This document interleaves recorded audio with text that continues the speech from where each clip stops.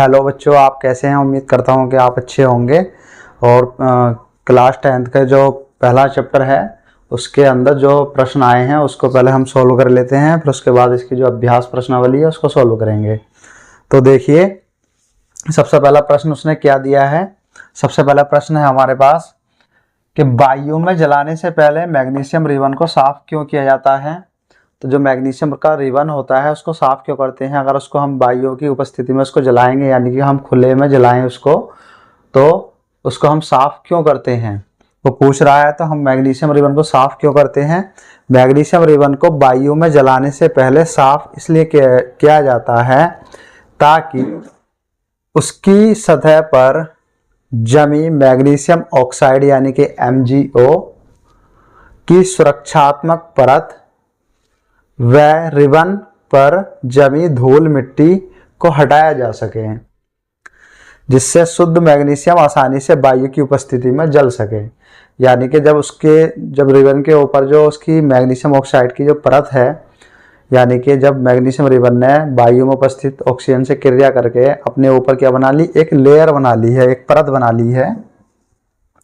मान लो ये magnesium ribbon है, इस समय शुद्ध कंडीशन में है। अभी अपने ऊपर एक लेयर बना लेता है हल्के हल्के कलर की।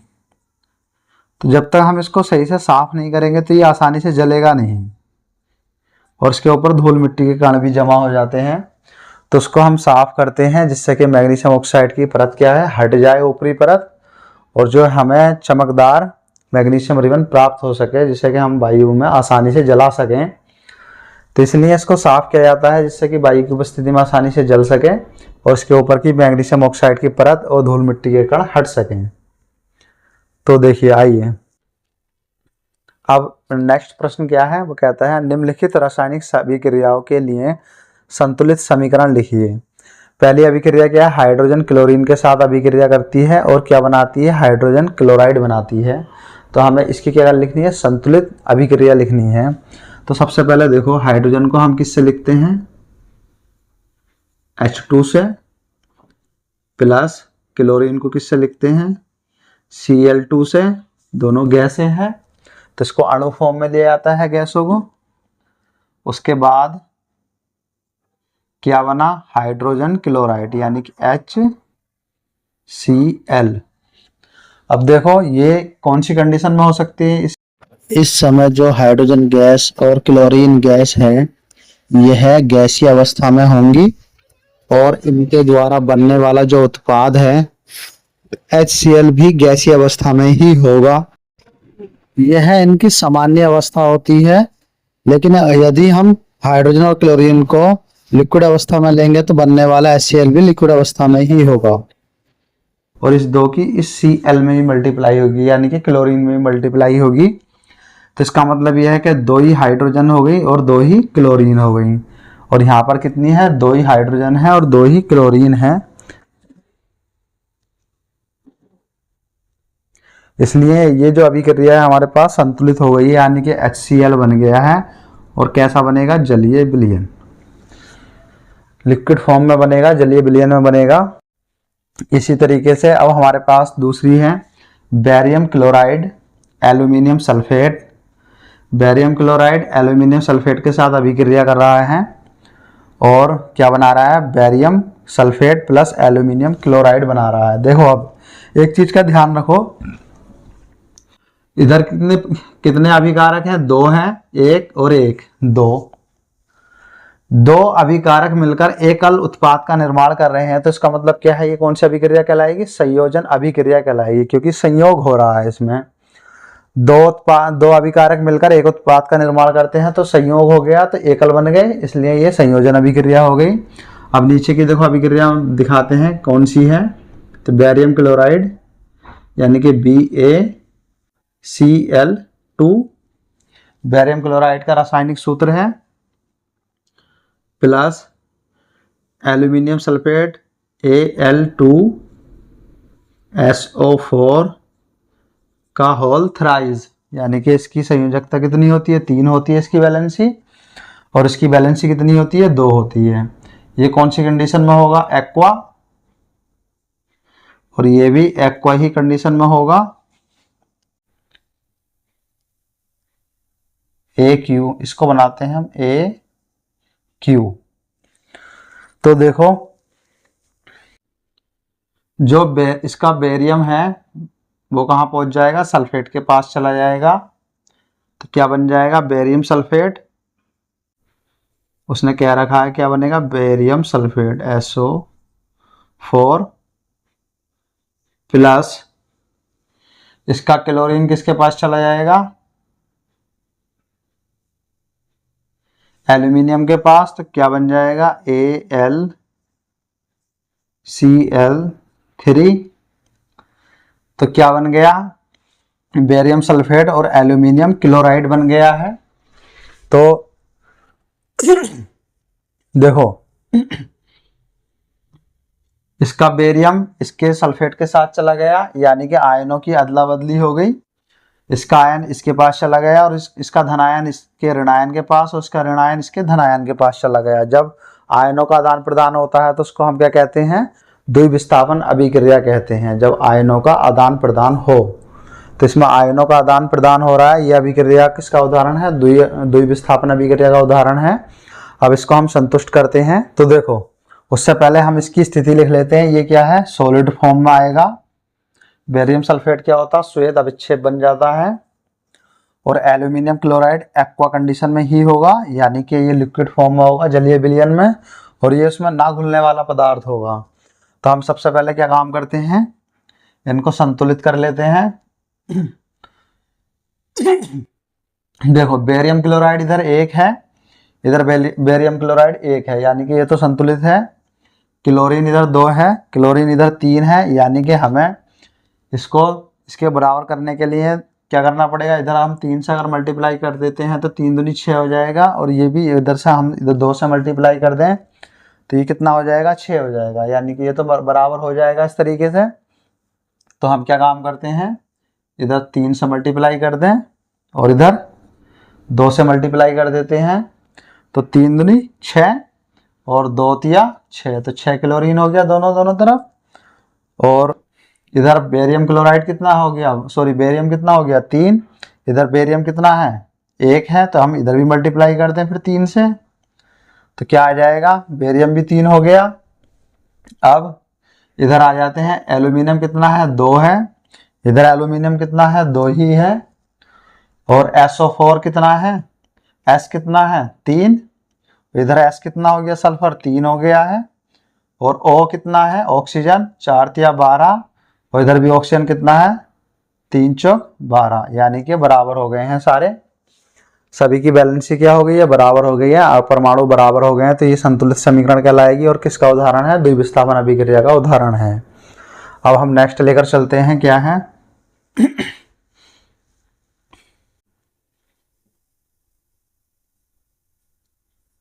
Na सोडियम, ये धातु है तो इसको एक ही परमाणु के रूप में दिखाते हैं। और ये क्या है हमारे पास, जल H2O। अभिक्रिया करने के बाद क्या बन गया, सोडियम हाइड्रोक्साइड NaOH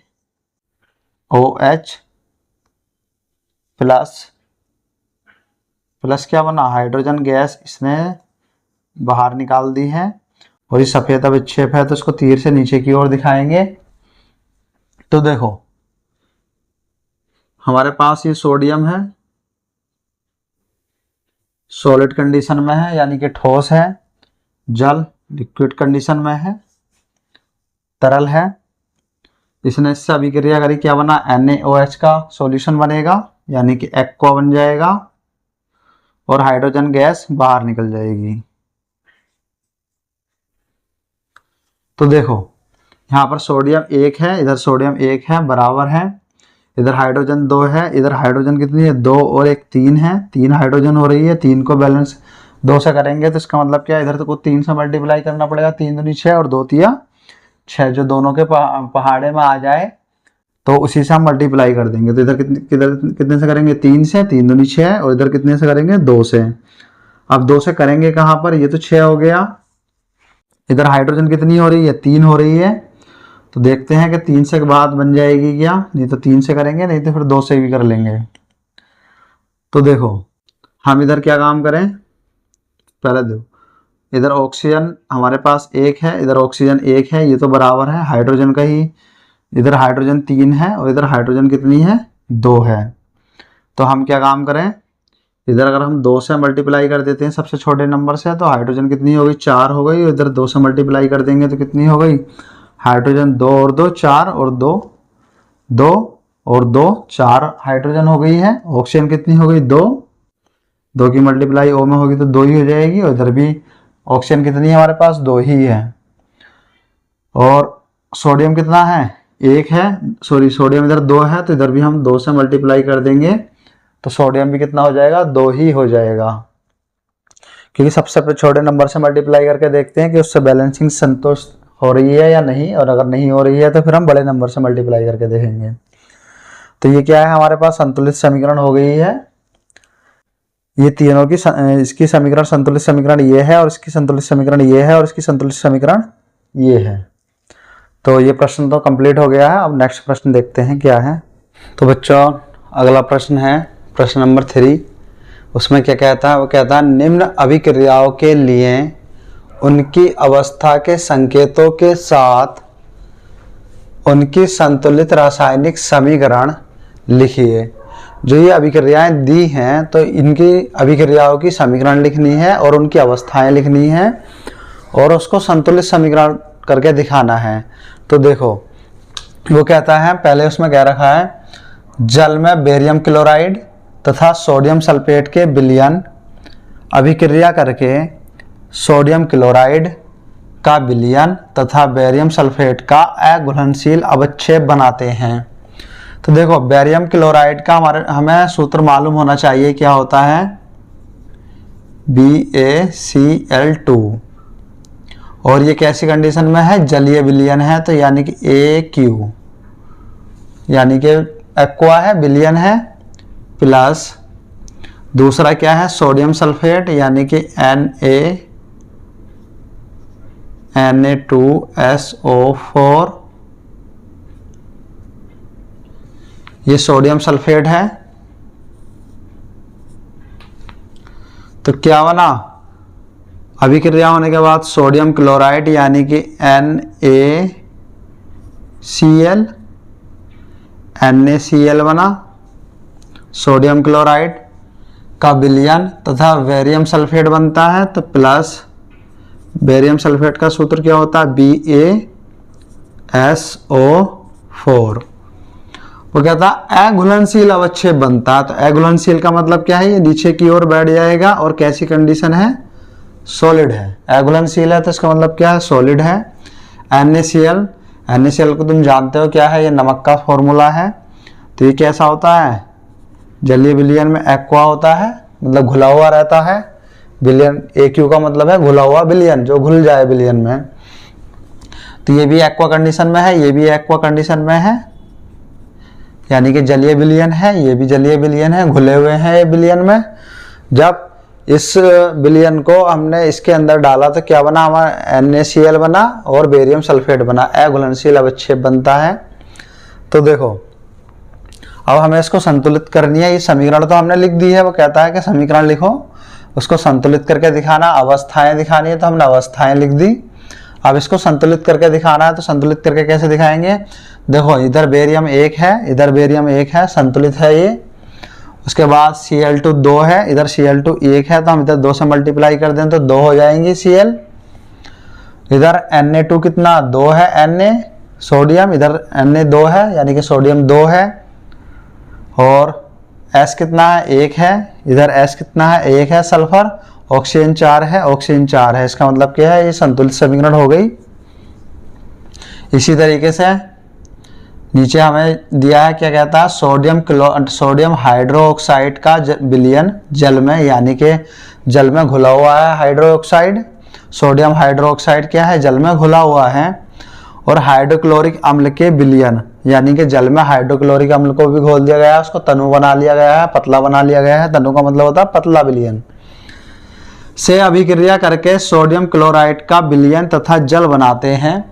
तो सोडियम क्लोराइड का विलयन बनाएगा, यानी कि सोडियम क्लोराइड जल में घुल जाता है, दिखाई नहीं देता है नमक, जल में घुलने के बाद और जल बनाता है। तो देखो सोडियम हाइड्रोक्साइड का सूत्र कितना होता है हमारे, NaOH, NaOH सोडियम हाइड्रोक्साइड का फॉर्मूला है, प्लस कैसी कंडीशन है, एक्वा यानी कि जल में घुला हुआ है, हाइड्रोक्लोरिक अम्ल यानी कि HCl, इसे नमक का घोल भी कहते हैं।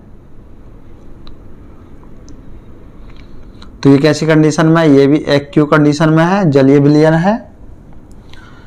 से अभिक्रिया करके सोडियम हाइड्रोक्साइड बनाते हैं, सोडियम क्लोराइड बनाते हैं, सोडियम क्लोराइड NaCl बन गया, प्लस जल बनाते हैं यानी कि H2O, जल बनाया। जल कैसी कंडीशन में है, लिक्विड भी होता है, और ये क्या है, एक्वा कंडीशन में है। तो देखो ये इसने इसका जो धनायन था, इसके धनायन किसके साथ आ गया, इसके ऋणायन के साथ आ गया, और इसका ऋणायन क्या है, सोडियम के धनायन के साथ आ गया है। तो ये कौन सी अभिक्रिया कहलाएगी, द्विविस्थापन अभिक्रिया कहलाएगी। इसी तरीके से ये क्या है, इसका जो धनायन था वो इसके किसके साथ आ गया, ऋणायन के साथ आ गया है, और इसका ऋणायन इसके धनायन के साथ आ गया है, तो जल बन गया है। तो ये भी कैसी अभिक्रिया है, द्विविस्थापन अभिक्रिया है। और अब इसको संतुलित करेंगे। देखो समीकरण लिख ली है, इनकी स्थिति भी लिख ली है कि जलीय विलयन है, ये भी जलीय विलयन है, तो इधर जलीय विलयन ही बनता है और जल बनता है। तो देखो इधर सोडियम 1 है, इधर सोडियम 1 है, संतुलित है। इधर ऑक्सीजन 1 है, इधर ऑक्सीजन 1 है, संतुलित है।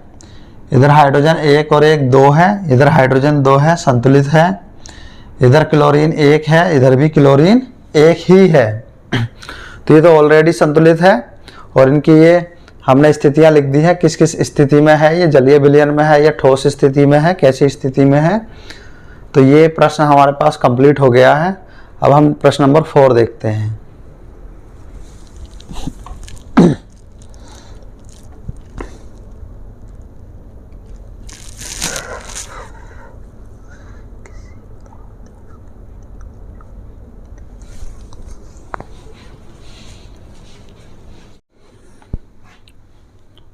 तो बच्चों प्रश्न नंबर 4 है, वो कहता है किसी पदार्थ X के विलयन का उपयोग, अब विलयन का उपयोग कर रहा है तो जाहिर सी बात है जलीय विलयन होगा, का उपयोग सफेदी करने के लिए होता है।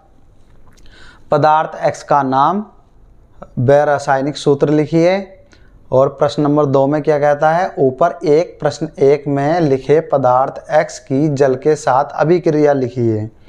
जो पदार्थ इसके प्रश्न नंबर 1 में जो लिखा है उसकी जल के साथ अभिक्रिया लिखनी है, और प्रश्न नंबर 1 में उसका नाम और रासायनिक सूत्र लिखना है। तो देखो पदार्थ X है, कोई X पदार्थ है, उसके जलीय विलयन का उपयोग सफेदी करने के लिए होता है। तो वह पदार्थ कौन सा हो सकता है, पहले का प्रश्न का उत्तर है पदार्थ वो कौन सा हो सकता है, कैल्शियम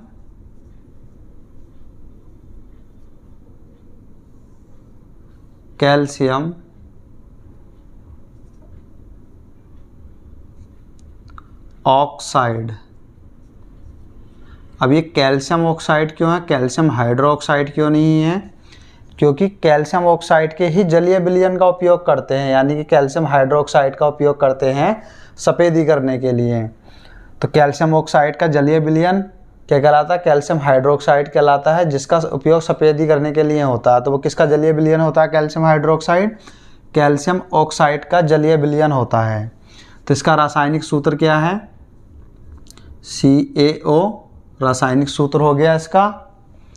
अब उत्तर दूसरे प्रश्न का क्या है, दूसरे प्रश्न का क्या कहता है, वो ऊपर 1 में लिखे पदार्थ X की जल के साथ अभिक्रिया लिखी है। तो पदार्थ क्या है हमारे पास, CaO कैल्शियम ऑक्साइड प्लस ये सॉलिड कंडीशन में है, H2O जल लिक्विड के साथ अभिक्रिया करा रहे हैं हम।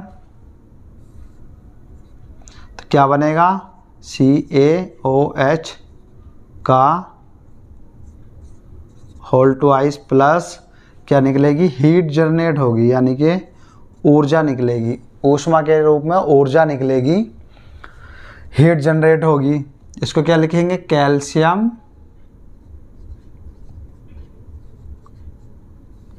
Calcium oxide. ये क्या है? जल है। ये क्या बना? Calcium hydroxide.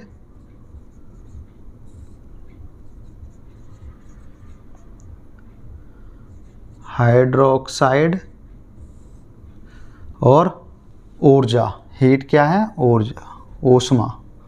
ऊष्मा के रूप में ऊर्जा निकल रही है।